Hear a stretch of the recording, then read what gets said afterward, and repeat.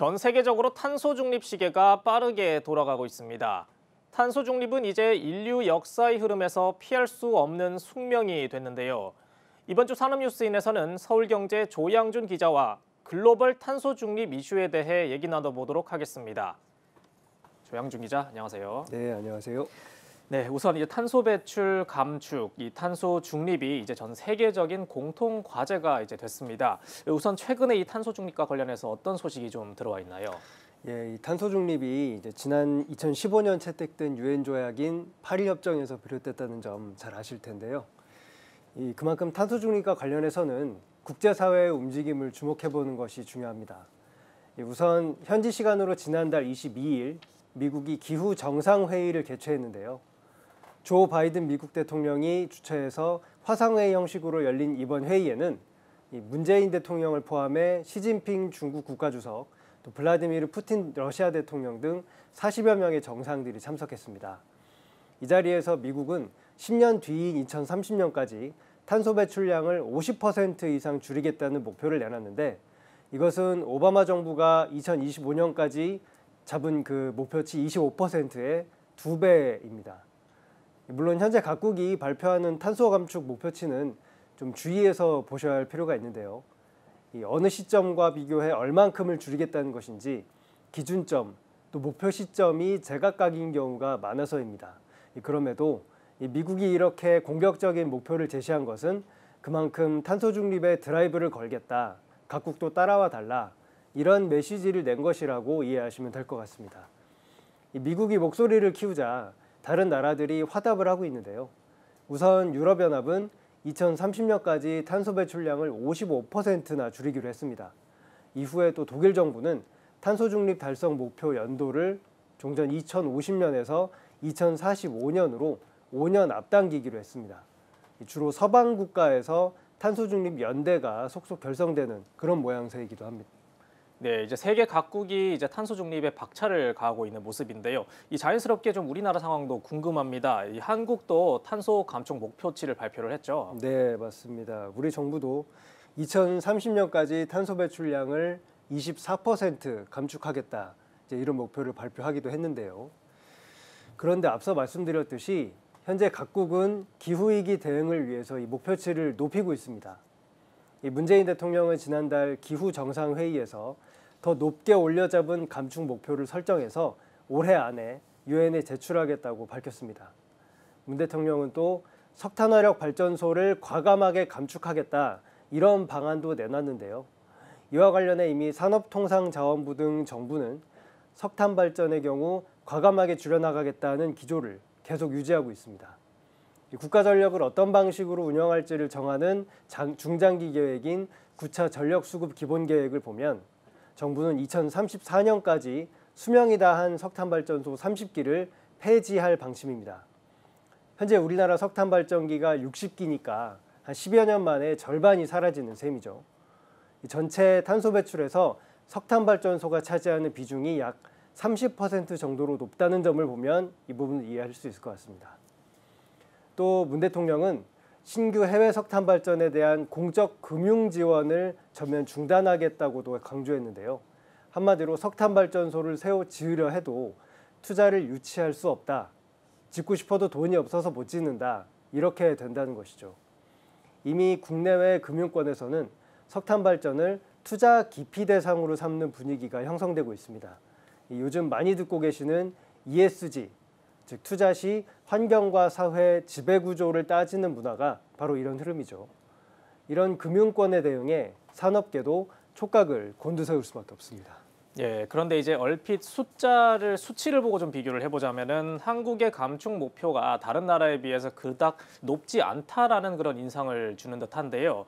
이 우리 정부도 2050 탄소 중립이라는 이제 목표를 선언했는데 잘 진행이 되고 있습니까? 어떻습니까?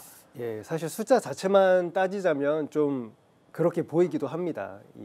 말씀하신 대로 우리 감축 목표가 미국이나 EU에 비해서 절반가량 적기도 하고요. 한편에서는 기후위기 대응은 이제 피할 수 없는 과제다, 한국의 속도는 많이 늦다, 이렇게 지적을 합니다. 그래서 더 분발해야 한다는 것이죠. 그런데 다른 한편을 보면요, 현실을 제대로 들여다봐야 한다, 이런 의견도 있습니다. 우선 철강과 석유화학, 정유 등 제조업이 각국 경제에서 차지하는 비중을 보면 한국은 28.4%입니다.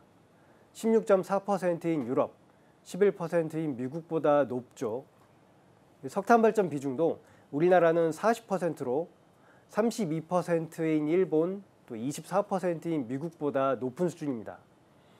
이런 숫자들은 한국이 탄소 감축에 더 분발해야 한다는 근거도 될 수 있겠지만 왜 우리가 늦을 수밖에 없나 하는 근본적인 질문을 던지게 하기도 하죠. 무엇보다 탄소 중립은 공짜가 아닙니다. 이 부분에 대해서는 지난해 말 기획재정부가 내놓은 탄소 중립 추진 전략에 담긴 내용을 소개해 드리는 게 좋을 것 같은데요. 이 탄소 중립은 산업 구조 변경, 에너지 전환에 따른 업계의 부담을 키우고 경쟁력을 약화할 수 있다.